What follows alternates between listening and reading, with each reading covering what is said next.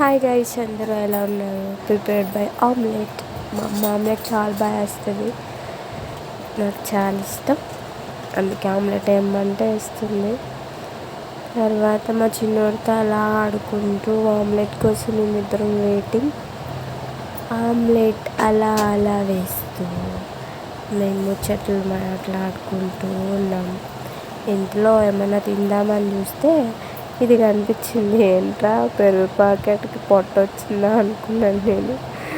ఎంత పెద్ద పొట్ట వచ్చింది చూసారో పెరుగు ప్యాకెట్కి. మా అమ్మ చిన్నోడితో అలా ఆడుతుంది, వాడేమో సిగ్గుపడుతున్నాడు. ఆమ్లెట్ ఏమో బ్రేక్ అయిపోయింది, హార్ట్ బ్రేక్ అయింది. పెరుగు ప్యాకెట్కి ఏమో పొట్ట వచ్చింది.